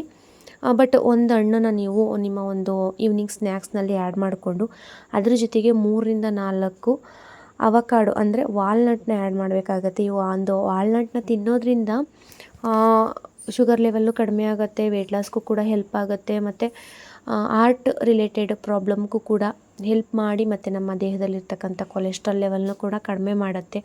ಆಲ್ಮೋಸ್ಟು ಶುಗರ್ ಇರ್ತಕ್ಕಂಥವ್ರಿಗೆ ಕೊಲೆಸ್ಟ್ರಾಲು ಹಾರ್ಟ್ ರಿಲೇಟೆಡ್ ಪ್ರಾಬ್ಲಮ್ಮು ಕಾಣಿಸ್ತಕ್ಕಂಥದ್ದು ಜಾಸ್ತಿ. ಹಾಗಾಗಿ ವಾಲ್ನಟ್ನ ಯೂಸ್ ಮಾಡ್ತು ಅಂದರೆ ಇದೆಲ್ಲನೂ ಕೂಡ ಕಡಿಮೆ ಮಾಡುತ್ತೆ. ಮತ್ತು ಅದ್ರ ಜೊತೆಗೆ ಗ್ರೀನ್ ಟೀನ ಆ್ಯಡ್ ಮಾಡ್ಕೋಬೇಕಾಗತ್ತೆ. ಗ್ರೀನ್ ಟೀನ ಕುಡಿತು ಅಂದರೆ ಒಂದು ಹೇಳಿದ್ನಲ್ಲ ಹಾರ್ಟ್ ರಿಲೇಟೆಡ್ ಪ್ರಾಬ್ಲಮ್ ಅದರಿಂದನೂ ಕೂಡ ಕ್ಯೂರ್ ಆಗುತ್ತೆ. ನಮ್ಮ ಒಂದು ಹೊಟ್ಟೆ ಬೊಜ್ಜು ಕೂಡ ಕಡಿಮೆ ಆಗಿ ವೆಯ್ಟ್ ಲಾಸ್ಗೂ ಕೂಡ ಹೆಲ್ಪ್ ಆಗುತ್ತೆ. ಇದಿಷ್ಟು ಕೂಡ ಒಂದು ಈವ್ನಿಂಗ್ ಸ್ನ್ಯಾಕ್ಸ್ ಟೈಮಲ್ಲಿ ನಾವು ಬಳಸ್ಕೋಬೇಕಾಗತ್ತೆ. ಹಾಗಾಗಿ ಸ್ಕಿಪ್ ಮಾಡಬೇಡಿ, ದಯವಿಟ್ಟು ತಗೊಳ್ಳಿ. ವೆಯ್ಟ್ ಲಾಸ್ ಮಾಡ್ಕೊಳ್ಳೋದ್ರ ಜೊತೆಗೆ ನಿಮ್ಮ ದೇಹದಲ್ಲಿರ್ತಕ್ಕಂಥ ಸಕ್ಕರೆ ಅಂಶನೂ ಕೂಡ ಕಡಿಮೆ ಮಾಡ್ಕೋಬೋದು. ಅದಾದ ನಂತರ ಸಂಜೆ ಊಟ ಅಂದರೆ ನೈಟ್ ಊಟ ಒಂದು 8ರಿಂದ 8:30 ಒಳಗಡೆ ಮುಗಿಸ್ಕೊಬಿಡ್ಬೇಕಾಗತ್ತೆ. ಆ ಟೈಮಲ್ಲಿ ನಾನೇನಪ್ಪ ಹೇಳ್ತೀನಿ ಅಂದರೆ ಬೆಳಿಗ್ಗೆನೂ ಅಡುಗೆ ಮಾಡಿಕೊಂಡು, ಸಂಜೆನೂ ಅಡುಗೆ ಮಾಡಿಕೊಂಡು, ಮಧ್ಯಾಹ್ನನೂ ಅಡುಗೆ ಮಾಡಿಕೊಂಡು, 3 ಹೊತ್ತು ಅಡುಗೆ ಮಾಡಿಕೊಂಡು ಊಟ ಮಾಡೋದು ಕಷ್ಟ ಆಗುತ್ತೆ. ಅದರಲ್ಲಂತೂ ಗಂಡು ಮಕ್ಳಿಗೇನಾದರೂ ಶುಗರ್ ಇತ್ತು ಅಂದರೆ ಆರಾಮಾಗಿ ಹೆಣ್ಮಕ್ಳು ಅಡುಗೆ ಮಾಡಿ ಕೊಡ್ತಾರೆ. ಇನ್ನು ಹೆಣ್ಮಕ್ಳಲ್ಲೇ ಶುಗರ್ ಇತ್ತು ಅಂತ ಅಂದರೆ ಅಡುಗೆ ಮಾಡಿಕೊಂಡು ಮನೆಯವ್ರನ್ನೆಲ್ಲರನ್ನೂ ಸಂಭಾಳಿಸ್ಕೊಂಡು ಅವ್ರದ್ದೆಲ್ಲ ಊಟ ಆದಮೇಲೆ ನಾವು ಊಟ ಮಾಡೋಷ್ಟರಲ್ಲಿ ನಮಗೆ ಶುಗರ್ ಇರೋದ್ರಿಂದ ಸುಸ್ತು ಆಯಾಸ ಅನ್ನೋದು ಬೇಗನೆ ಆಗಿಬಿಡುತ್ತೆ. ಒಂದು ಟೈಮ್ ಅಡುಗೆ ಅನ್ನೋದನ್ನು ಸ್ಕಿಪ್ ಮಾಡ್ಕೋಬೇಕಾಗತ್ತೆ. ಏನಕ್ಕಪ್ಪ ಅಂತ ಅಂದರೆ ಬೆಳಗ್ಗೆ ಏನಾದರೂ ಮಾಡ್ಕೊಂಡಿರ್ತೀರ, ಅದು ಸ್ವಲ್ಪ ಏನಾದರೂ ಉಳಿದಿರುತ್ತೆ. ಚಪಾತಿ ಹಿಟ್ಟಾಗಿರ್ಬೋದು, ದೋಸೆ ಹಿಟ್ಟಾಗಿರ್ಬೋದು, ರಾಗಿ ದೋಸೆದು, ರವೆ ದೋಸೆದು, ಜೋಳದ ಹಿಟ್ಟು ಯಾವುದಾದ್ರೂ ಸರಿ ಉಳಿದಿರುತ್ತೆ. ಇನ್ನು ಮಧ್ಯಾಹ್ನ ಕೂಡ ರೈಸ್ ಮಾಡ್ಕೊಂಡಿರ್ತೀರ, ಅದನ್ನು ಕೂಡ ಸ್ವಲ್ಪ ಎಕ್ಸ್ಟ್ರಾ ಮಾಡ್ಕೊತು ಅಂದರೆ ಸಾಂಬಾರು ರೈಸೆಲ್ಲ ಎಕ್ಸ್ಟ್ರಾ ಮಾಡ್ಕೊತು ಅಂದರೆ ಆ ಸಾಂಬಾರು ರೈಸನ್ನು ಸಂಜೆಗೂ ಕೂಡ ಇಟ್ಕೋಬೋದು. ಹಾಗಾಗಿ ಇಲ್ಲ ನೀವು ನೈಟು ಕೂಡ ಮುದ್ದೆ ತಿಂತೀನಿ ಅಂದರೆ ಮುದ್ದೆ ತಿಂದ್ಕೊಂಡು ಅದ್ರ ಜೊತೆಗೆ ರೈಸ್ನ ತಿನ್ಬೋದು, ಓಕೆ.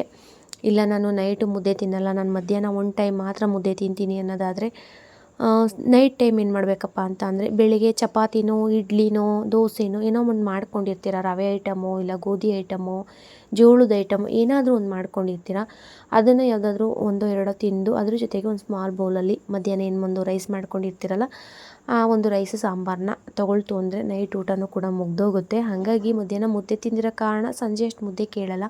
ಅಕಸ್ಮಾತ್ 2 ಟೈಮು ಮುದ್ದೆ ತಿಂತೀವಿ ಅಂದರೆ ಮಧ್ಯಾಹ್ನ ಬಿಸಿ ಮುದ್ದೆ ಮಾಡ್ಕೊಂಡಿರ್ತೀರ, ಇನ್ನು ಸಂಜೆಗೆ ಒಂದು ಮುದ್ದೆ ಬಿಸಿ ಮುದ್ದೆ ಮಾಡ್ಕೊತು ಅಂದರೆ ಓಕೆ. ಆ ರೀತಿ ಪ್ಲ್ಯಾನಿಂಗ್ ಮಾಡಿಕೊಂಡು 3 ಹೊತ್ತು ಅಡುಗೆ ಮಾಡೋದನ್ನು ರಿಸ್ಕ್ನ ತೊಗೋಬೇಡಿ. 2 ಹೊತ್ತು ಅಡುಗೆ ಮಾಡಿಕೊಂಡು 3ನೇ ಹೊತ್ತಿಗೆ ಬೆಳಗ್ಗೆ ಮಧ್ಯಾಹ್ನ ಏನು ಉಳಿದಿರುತ್ತೆ ಅದನ್ನೇ ಸ್ವಲ್ಪ ಅಡ್ಜಸ್ಟ್ ಆಗೋ ರೀತಿ ಮಾಡಿಕೊಂಡು, ಸ್ವಲ್ಪ ಎಕ್ಸ್ಟ್ರಾನೇ ಮಾಡ್ಕೊಳ್ಳಿ, ಪ್ರಾಬ್ಲಮ್ ಏನಿಲ್ಲ. ಅಡ್ಜಸ್ಟ್ ಆಗೋ ರೀತಿ ಮಾಡಿಕೊಂಡು ನೀವು ಊಟನ ತೊಗೋಬೇಕಾಗತ್ತೆ. ಇನ್ನು ಮಜ್ಜಿಗೆನ ನೈಟ್ ಟೈಮು ಸ್ಕಿಪ್ ಮಾಡಬೇಕಾಗತ್ತೆ.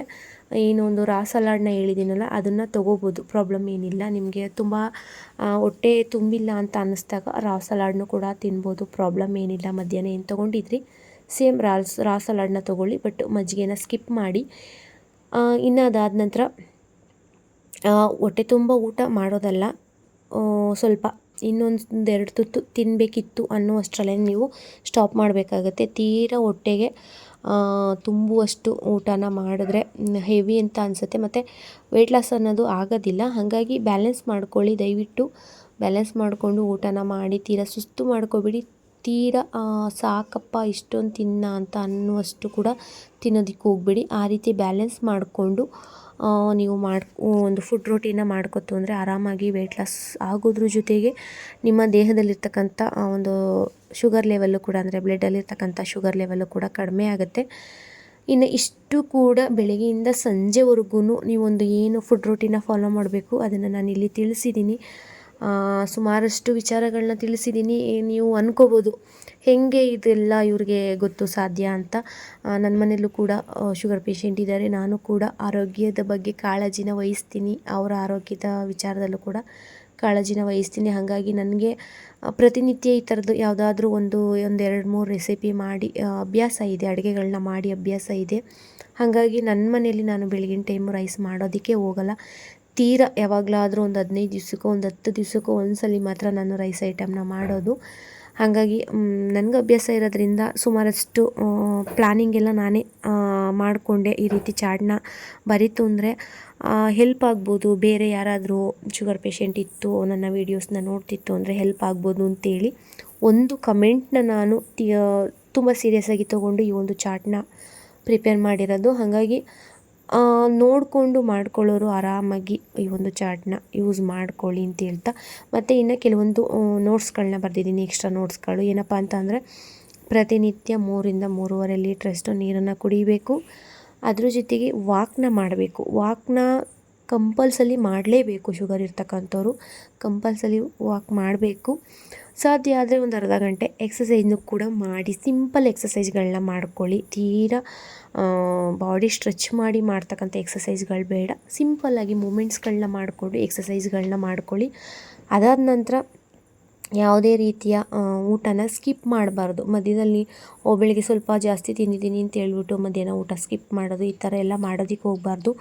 ಊಟ ಸ್ಕಿಪ್ ಮಾಡಿದಷ್ಟು ನಮಗೆ ವೆಯ್ಟ್ ಗೇನ್ ಆಗುತ್ತೆ ಮತ್ತು ಶುಗರ್ ಲೆವೆಲ್ ಜಾಸ್ತಿ ಆಗುತ್ತೆ ಹೊರತು ಒಂದು ರಿಸಲ್ಟ್ ಅನ್ನೋದು ಸಿಕ್ಕಲ್ಲ. ಹಾಗಾಗಿ ಸ್ವಲ್ಪನೇ ಪ್ರಮಾಣದಲ್ಲಿ ನೀವು ಊಟನ ಸ್ಕಿಪ್ ಮಾಡ್ದೇ ತಿನ್ಕೊಂಡು ಬರಬೇಕಾಗತ್ತೆ. ಅದಾದ ನಂತರ ನಿದ್ದೆನ ಮಾಡಬೇಕು. 6ರಿಂದ 7 ಗಂಟೆಗಳ ಕಾಲ ಮಿನಿಮಮ್ ಅಂತ ಅಂದ್ರೂ ಒಂದು 6ರಿಂದ 7 ಗಂಟೆಗಳ ಕಾಲ ನಿದ್ದೆ ಮಾಡಿ. ನಿದ್ದೆ ಮಾಡಿದಷ್ಟು ಇನ್ನು ಬೆಳಗಿನ ಜಾವ ಎದ್ದು ಆ್ಯಕ್ಟಿವ್ ಆಗಿರೋದಕ್ಕೆ ಕೂಡ ಉಪಯೋಗ ಆಗುತ್ತೆ. ನೀವು ನಿದ್ದೆ ಮಾಡಿಲ್ಲ, ಫೋನ್ ನೋಡ್ಕೊಂಡು ಇರ್ತೀರಾ ಅಂತ ಅನ್ನೋದಾದರೆ ನಿಮಗೆ ಬೆಳಗ್ಗೆಯಿಂದ ಇನ್ನು ಸಂಜೆವರೆಗೂ ಆ್ಯಕ್ಟಿವ್ ಆಗಿ ಇರೋದಕ್ಕಾಗಲ್ಲ. ಸ್ವಲ್ಪ ಮಂಕಾಗಿರ್ತೀರ ಮತ್ತು ನಿಮ್ಮ ಫುಡ್ ರೋಟೀನ್ ಎಲ್ಲ ಹೋಗುತ್ತೆ, ಹಾಳಾಗೋಗುತ್ತೆ. ಅಂದರೆ ಆ ಒಂದು ಮೈಂಡ್ಸೆಟ್ ಇರಲ್ಲ, ಮಾಡ್ಕೋಬೇಕು ಅನ್ನೋ ಮೈಂಡ್ಸೆಟ್ ಇರಲ್ಲ. ನೀವೊಂದು ಮೂಡು ಅಷ್ಟು ಚೆನ್ನಾಗಿರಲ್ಲ ಅಂತೇಳಿ ಚೆನ್ನಾಗಿ ನಿದ್ದೆನೂ ಕೂಡ ಮಾಡ್ಕೊಳ್ಳಿ. ಅದಾದ ನಂತರ ಕಾಫಿ ಟೀ ಏನಾದರೂ ಕ್ರೇವಿಂಗ್ ಇತ್ತು ಅನ್ನೋರು ವಿತೌಟ್ ಶುಗರು ಕಾಫಿ ಟೀನ ಮಾಡಿಕೊಂಡು ಕುಡೀರಿ. ದಯವಿಟ್ಟು ಸಕ್ಕರೆನೂ ಕೂಡ ಬಳಸಬೇಡಿ, ಬೆಲ್ಲನೂ ಕೂಡ ಬಳಸಬೇಡಿ. ಆರ್ಗ್ಯಾನಿಕ್ ಬೆಲ್ಲದ ಪೌಡ್ರು ಅಂತ ಹೇಳ್ತಾರೆ, ಅದನ್ನು ಕೂಡ ಬಳಸಬೇಡಿ. ಸಪ್ಪೆನೇ ಮಾಡ್ಕೊಂಡು ಕುಡೀರಿ. ಇಲ್ಲ ಕಾಫಿ ಟೀ ಕುಡಿಯೋದೇ ಇಲ್ಲ, ಬಿಟ್ಟೇ ಬಿಡ್ತೀವಿ ಅಂತ ಅನ್ನೋರು ಗ್ರೀನ್ ಟೀನ ಅಭ್ಯಾಸ ಮಾಡ್ಕೊಳ್ಳಿ, ಒಳ್ಳೆಯದು. ಗ್ರೀನ್ ಟೀನ ಕುಡಿತು ಅಂದರೆ ತುಂಬಾ ಒಳ್ಳೆಯದು. ಮತ್ತು ನಾನು ಕೆಲವೊಂದು ಡೆಟಾಕ್ಸ್ ವಾಟರ್ಗಳನ್ನೂ ಕೂಡ ತಿಳಿಸಿದ್ದೀನಿ. ಬೇಕಿತ್ತು ಅಂದರೆ ಡೆಟಾಕ್ಸ್ ವಾಟರ್ಗಳನ್ನ ನನ್ನ ಹಳೆ ವಿಡಿಯೋ ಎಲ್ಲ ನೋಡ್ತು ಅಂದರೆ ನಿಮಗೆ ಗೊತ್ತಾಗುತ್ತೆ ಯಾವ ರೀತಿ ಡೆಟಾಕ್ಸ್ ವಾಟರ್ನ ಮಾಡ್ಕೊಳ್ಳೋದು ಅಂತ. ಆ ಒಂದು ಡೆಟಾಕ್ಸ್ ವಾಟರ್ನ ಮಾಡಿಕೊಂಡು ಕುಡೀರಿ. ಅದಾದ ನಂತರ ವಾರದಲ್ಲಿ 3ರಿಂದ 4 ದಿನ ಒಂದು ಹಾಗಲಕಾಯಿ ಜ್ಯೂಸನ್ನ ಮಾಡ್ಕೊಂಡು ಕುಡೀರಿ. ಪ್ರಾಬ್ಲಮ್ ಏನಿಲ್ಲ. ಅಂದರೆ ಡೈಲಿ ಮಾಡ್ಕೊಂಡು ಕುಡೀತು ಅಂದರೆ ಹೀಟ್ ಆಗುತ್ತೆ, ಕಾಲುಗಳೆಲ್ಲ ಒಡ್ಕೊಳ್ಳೋದು, ಕೈ ಕಾಲು ಉರಿ ಬರೋದು, ಈ ಥರದ್ದೆಲ್ಲ ಆಗುತ್ತೆ. ಹಾಗಾಗಿ ವಾರದಲ್ಲಿ ಒಂದು 3 ದಿನನಾದರೂ ಒಂದಿನ ಬಿಟ್ಟು ಒಂದಿನ ಹಾಗಲಕಾಯಿ ಜ್ಯೂಸನ್ನ ಮಾಡ್ಕೊಂಡು ಕುಡೀರಿ. ತುಂಬ ದೊಡ್ಡ ಗ್ಲಾಸಲ್ಲಿ ಏನು ಬೇಡ, ಒಂದು ಚಿಕ್ಕ ಗ್ಲಾಸಲ್ಲಿ ಹಾಗಲಕಾಯಿ ಜ್ಯೂಸನ್ನ ಮಾಡ್ಕೊಂಡು ಕುಡೀರಿ. ಇನ್ನು ನಿಮ್ಮ ಒಂದು ಏನು ಚಪಾತಿ ಮಾಡಿಕೊಂಡ್ರೆ ಇಲ್ಲ ಅಂದರೆ ಒಂದು ರೊಟ್ಟಿ ಮಾಡ್ಕೋತೀವಿ ಅಂತ ಅಂದರೆ ಆ ಒಂದು ಅದ್ರ ಜೊತೆಗೆ ಕಾಂಬಿನೇಷನ್ ಆಗಿ ಈ ಒಂದು ಹಾಗಲಕಾಯಿ ಪಲ್ಯ ಮಾಡ್ಕೊಳ್ಳೋದು, ಗೊಜ್ಜು ಮಾಡ್ಕೊಳ್ಳೋದು, ಇಲ್ಲಾಂದರೆ ಮುದ್ದೆಗೆ ಹಾಗಲಕಾಯಿ ಸಾಂಬಾರು ಮಾಡ್ಕೊಳ್ಳೋದು, ಈ ಥರದ್ದೆಲ್ಲ ಮಾಡಿಕೊಂಡು ಹಾಗಲಕಾಯಿ ರೆಸಿಪಿಗಳನ್ನ ವಾರದಲ್ಲಿ ಒಂದು 3 ದಿನನಾದರೂ ನಿಮ್ಮ ಫುಡ್ ರೊಟೀನಲ್ಲಿ ಆ್ಯಡ್ ಮಾಡ್ಕೊತು ಅಂದರೆ ಆರಾಮಾಗಿ ನಿಮ್ಮ ಬ್ಲಡ್ಡಲ್ಲಿರ್ತಕ್ಕಂಥ ಶುಗರ್ ಲೆವೆಲ್ಲು ಆಟೋಮೆಟಿಕ್ಕಾಗಿ ಕಡಿಮೆ ಆಗುತ್ತೆ. ಇನ್ನು ಫ್ರೆಂಡ್ಸ್, ಇಷ್ಟೆಲ್ಲ ವಿಚಾರಗಳನ್ನ ತಿಳಿಸ್ದೆ. ಅದಾದ ನಂತರ ಉತ್ತಮವಾದಂತಹ ಹಣ್ಣು ಮತ್ತು ತರಕಾರಿ, ಅಂದರೆ ಎಲ್ಲ ತರಕಾರಿ ಹಣ್ಣು ಕೂಡ ಒಳ್ಳೆಯದೇ. ಬಟ್ ಶುಗರ್ ಇರ್ತಕ್ಕಂಥವ್ರು ಎಲ್ಲನೂ ಕೂಡ ತಿನ್ನೋದಕ್ಕಾಗಲ್ಲ. ಕೆಲವೊಂದರಲ್ಲಿ ಜಾಸ್ತಿ ಕ್ಯಾಲೋರೀಸ್ ಸಿಗುತ್ತೆ ಮತ್ತು ಜಾಸ್ತಿ ಶುಗರ್ ಲೆವೆಲ್ಲು ಕೂಡ ಜಾಸ್ತಿ ಇರುತ್ತೆ. ಅಂಥದ್ದೆಲ್ಲ ತಿಂದಾಗ ಸ್ವಲ್ಪ ನಮ್ಮ ಶುಗರ್ ಲೆವೆಲ್ಲು ಕೂಡ ಜಾಸ್ತಿ ಆಗ್ಬೋದು. ಹಾಗಾಗಿ ಕೆಲವೊಂದು ರಿಸ್ಟ್ರಿಕ್ಷನ್ ಇರೋದ್ರಿಂದ ಈ ಕೆಲವೊಂದು ತರಕಾರಿಗಳು ಮತ್ತು ಹಣ್ಣುಗಳು ನಮ್ಮ ಒಂದು ಶುಗರ್ನ ಕಂಟ್ರೋಲ್ ಮಾಡೋದಕ್ಕೆ ಹೆಲ್ಪ್ ಮಾಡುತ್ತೆ. ಹಾಗಾಗಿ ಇವುಗಳನ್ನ ಫಾಲೋ ಮಾಡಿ. ಡಯಾಬಿಟಿಸ್ ಪೇಷಂಟ್ಗಳು ಹೇರಳವಾಗಿ ಫೈಬರ್ ಇರ್ತಕ್ಕಂಥ ಆಹಾರ ಪದಾರ್ಥಗಳನ್ನ ತಗೋಬೇಕಾಗತ್ತೆ. ಹಾಗಾಗಿ ಫೈಬರ್ ಅಂತ ಅಂದರೆ ತುಂಬ ನಾರಿನಾಂಶ ಇರ್ತಕ್ಕಂಥ ಆಹಾರ ಪದಾರ್ಥಗಳನ್ನ ತಗೋಬೇಕಾಗತ್ತೆ. ಅದಕ್ಕಾಗಿ ಕೆಲವೊಂದು ಹಣ್ಣುಗಳು, ತರಕಾರಿಗಳು ಇದೆ. ಯಾವುದ್ಯಾವುದಪ್ಪ ಅಂತಂದರೆ ತರಕಾರಿಗಳ ಲಿಸ್ಟ್ ನೋಡ್ತು ಅಂತ ಅಂದರೆ ಬೆಂಡೆಕಾಯಿನ ನಾವು ಶುಗರಿಗೆ ರಾಮಬಾಣ ಅಂತಲೇ ಕರಿತೀವಿ. ಆ ಒಂದು ಬೆಂಡೆಕಾಯಿನ ನೀವು ವಾರದಲ್ಲಿ ಒಂದು 3 ದಿನನಾದರೂ ತಿಂದರೆ ಒಳ್ಳೆಯದು. ತುಂಬಾ ಹೆಲ್ತ್ ಬೆನಿಫಿಟ್ ಸಿಗುತ್ತೆ. ಗೋರಿಕಾಯಿ ಗೋರಿಕಾಯಿ ಏನಪ್ಪ ಅಂತಂದರೆ ಬೀನ್ಸ್ ರೀತಿಯೇ ಇರುತ್ತೆ. ಆ ಒಂದು ಗೋರಿಕಾಯಿನೂ ಕೂಡ ತಗೊಳ್ಳೋದು. ಹಾಗಲಕಾಯಿ, ಟೊಮೊಟೊ, ಹೀರೆಕಾಯಿ, ಬೀನ್ಸು, ಸೌತೆಕಾಯಿ, ಕ್ಯಾಪ್ಸಿಕಮ್ಮು, ಹೂಕೋಸು, ಪಾಲಕ್ ಸೊಪ್ಪಲ್ಲಿ ಐರನ್ ಕಂಟೆಂಟ್ ಜಾಸ್ತಿ ಇರೋದ್ರಿಂದ ನಮ್ಮ ಹೆಲ್ತ್ಗೂ ಕೂಡ ತುಂಬಾ ಒಳ್ಳೆಯದು. ಹಾಗಾಗಿ ಸುಮಾರಷ್ಟು ಒಂದು 10 ರೀತಿಯ ತರಕಾರಿಗಳನ್ನ ನಾನಿಲ್ಲಿ ತಿಳಿಸಿದ್ದೀನಿ. ಇದನ್ನು ನಿಮ್ಮ ಒಂದು ಫುಡ್ ರೊಟೀನಲ್ಲಿ ಯಥೇಚ್ಛವಾಗಿ ಆ್ಯಡ್ ಮಾಡಿಕೊಂಡು ತರಕಾರಿಯ ಸಾಂಬಾರಾಗಿರ್ಬೋದು, ಇಲ್ಲ ತರಕಾರಿ ಗೊಜ್ಜುಗಳಾಗಿರ್ಬೋದು, ಈ ರೀತಿ ರೆಸಿಪಿಗಳನ್ನ ಮಾಡಿಕೊಂಡು ಯೂಸ್ ಮಾಡ್ಕೊಳ್ಳಿ. ಹಂಗಾಗಿ ಇನ್ನು ಸುಮಾರಷ್ಟು ಹಣ್ಣುಗಳನ್ನು ಕೂಡ ನಾನಿಲ್ಲಿ ತಿಳಿಸಿದ್ದೀನಿ. ಏನೋ ಒಂದು ಈವ್ನಿಂಗ್ ಸ್ನ್ಯಾಕ್ಸ್ ಟೈಮಲ್ಲಿ ಹಣ್ಣನ್ನು ತಿಂದು ವಾಲ್ನಟ್ನ ತಿನ್ನಿ, ಅದ್ರ ಜೊತೆಗೆ ಗ್ರೀನ್ ಟೀನೂ ಕೂಡ ಕುಡೀರಿ ಅಂತ ಹೇಳಿದ್ದೀನಿ. ಸೀಸನಲ್ ಫ್ರೂಟ್ನ ತಿಂದರೆ ತುಂಬಾ ಒಳ್ಳೆಯದು. ಕೆಲವೊಂದು ಹಣ್ಣುಗಳಲ್ಲಿ ಶುಗರ್ ಲೆವೆಲ್ ಜಾಸ್ತಿ ಇರುತ್ತೆ, ಇನ್ನು ಕೆಲವೊಂದು ಹಣ್ಣುಗಳಲ್ಲಿ ಶುಗರ್ ಲೆವೆಲ್ ಕಡಿಮೆ ಇರುತ್ತೆ. ಮತ್ತು ಶುಗರ್ ಪೇಷಂಟ್ಗಳಿಗೆ ಅಂತಲೇ ಒಂದು ಉಪಯೋಗ ಆಗ್ತಕ್ಕಂಥ ಹಣ್ಣುಗಳು ಕೂಡ ಸುಮಾರಷ್ಟು ಇದೆ. ಆ ಥರ ಹಣ್ಣುಗಳನ್ನ ತಿಂತು ಅಂದರೆ ವೆಯ್ಟ್ ಲಾಸ್ ಜೊತೆಗೆ ಈ ಒಂದು ಶುಗರ್ ಲೆವೆಲ್ಲು ಕೂಡ ಕಡಿಮೆ ಆಗುತ್ತೆ. ಅದರಲ್ಲಿ ನಾನಿಲ್ಲಿ ತಿಳಿಸಿರ್ತಕ್ಕಂಥದ್ದು ಸೀಬೆಹಣ್ಣು, ಪರಂಗಿ ಹಣ್ಣು, ಕಿತ್ತಳೆ ಹಣ್ಣು ಮತ್ತು ಸೇಬಲ್ಲೂ ಕೂಡ ಜಾಸ್ತಿ ಸ್ವೀಟ್ ಅಂತ ಏನಿರಲ್ಲ. ಕೆಲವೊಬ್ಬರು ಶುಗರ್ ಇರ್ತಕ್ಕಂಥವ್ರು ಸೇಬನ್ನ ತಿನ್ನಲ್ಲ. ನಾನು ಕೂಡ ನನ್ನ ಮನೇಲಿ ಅಬ್ಸರ್ವ್ ಮಾಡಿದ್ದೀನಿ, ಸೇಬನ್ನ ತಿನ್ನೋದಕ್ಕೆ ಹೋಗಲ್ಲ.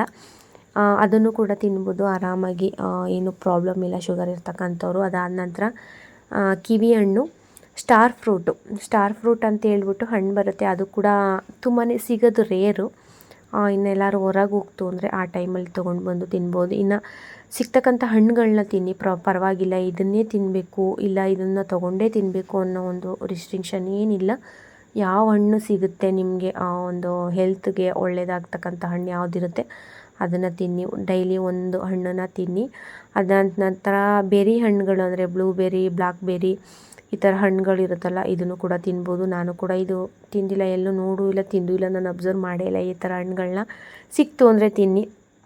ಇನ್ನು ಅದಾದ ನಂತರ ನೇರಳೆ ಹಣ್ಣು, ಈ ಹಣ್ಣು ಕೂಡ ಶುಗರ್ ಲೆವೆಲ್ನ ಕಡಿಮೆ ಮಾಡೋದಕ್ಕೆ ಹೆಲ್ಪ್ ಮಾಡುತ್ತೆ. ಈ ಒಂದು ಸುಮಾರಷ್ಟು ವಿಚಾರಗಳನ್ನ ನಿಮ್ಮ ಜೊತೆ ಶೇರ್ ಮಾಡಿಕೊಂಡೆ ಫ್ರೆಂಡ್ಸ್. ಫುಡ್ ರೊಟೀನಿಂದ ಹಿಡಿದು ಯಾವ್ಯಾವ ರೀತಿ ಹಣ್ಣು ತರಕಾರಿಗಳನ್ನ ಯೂಸ್ ಮಾಡ್ಕೋಬೋದು, ಬೆಳಗ್ಗೆ ಮಧ್ಯಾಹ್ನ ಸಂಜೆ ಯಾವ ರೀತಿ ಫುಡ್ಡನ್ನು ತೊಗೋಬೋದು, ತುಂಬಾ ಆಪ್ಷನ್ಸ್ನ ನೀಡಿದ್ದೀನಿ. ಈ ಥರದನ್ನೆಲ್ಲ ಮಾಡಿಕೊಂಡು ತಿನ್ಬೋದು ಅಂತೇಳಿ. ಹಾಗಾಗಿ ಶುಗರ್ ಇರ್ತಕ್ಕಂಥವ್ರು, ವೆಯ್ಟ್ ಗೇಯ್ನೂ ಇರ್ತಾರೆ, ವೆಯ್ಟ್ ಲಾಸ್ ಆಗಿರ್ತಕ್ಕಂಥವ್ರು ಇರ್ತಾರೆ. ಶುಗರ್ ಬಂದಮೇಲೆ ತುಂಬ ಸಣ್ಣ ಆಗಿರ್ತಕ್ಕಂಥವ್ರು ಇರ್ತಾರೆ, ಮತ್ತು ತುಂಬ ದಪ್ಪ ಆಗಿರ್ತಕ್ಕಂಥವ್ರು ಇರ್ತಾರೆ. ಸಣ್ಣ ಇರ್ತಕ್ಕಂಥವ್ರು ಈ ಒಂದು ಫುಡ್ ರೊಟೀನ್ನ ನೋಡಿಕೊಂಡು ಆರಾಮಾಗಿ ನಿಮ್ಮ ಬ್ಲಡ್ಡಲ್ಲಿರ್ತಕ್ಕಂಥ ಗ್ಲೂಕೋಸ್ ಅಂಶವನ್ನು ಅಂದರೆ ಶುಗರ್ ಲೆವೆಲ್ನ ಕಡಿಮೆ ಮಾಡ್ಕೋಬೋದು. ಇನ್ನು ದಪ್ಪ ಇರ್ತಕ್ಕಂಥವ್ರು ಈ ಒಂದು ಫುಡ್ ರೊಟೀನ್ನ ನೋಡಿಕೊಂಡು ಇದನ್ನು ಅಪ್ಲೈ ಮಾಡಿಕೊಂಡು ವೆಯ್ಟ್ ಲಾಸ್ ಮಾಡ್ಕೊಳ್ಳೋದ್ರ ಜೊತೆಗೆ ಸೇಮ್ ನೀವು ಕೂಡ ನಿಮ್ಮ ಶುಗರ್ ಲೆವೆಲ್ನು ಕೂಡ ಕಡಿಮೆ ಮಾಡ್ಕೋಬೋದು. ಮತ್ತು ಫ್ರೆಂಡ್ಸ್, ಈ ಒಂದು ಚಾರ್ಟು ನಿಮಗೆ ಯೂಸ್ ಆಗುತ್ತೆ ಅಂತ ಅಂದ್ಕೋತೀನಿ. ಮತ್ತು ಯಾರೆಲ್ಲ ಕೊನೆಯವರೆಗೂ ತುಂಬಾ ಪೇಷನ್ಸಿಂದ ಈ ಒಂದು ವಿಡಿಯೋನ ನೋಡಿದ್ರಿ, ಎಲ್ರಿಗೂ ಕೂಡ ಥ್ಯಾಂಕ್ಸ್ನ ತಿಳಿಸ್ತಾ ಫ್ರೆಂಡ್ಸ್, ಇನ್ನು ನಾಳಿನ ವಿಡಿಯೋದಲ್ಲಿ ಮತ್ತೊಂದು ವಿಚಾರವಾಗಿ ನಿಮ್ಮ ಜೊತೆ ಶೇರ್ ಮಾಡ್ಕೋತೀನಿ. ಅಲ್ಲಿವರೆಗೂ ಬಾಯ್.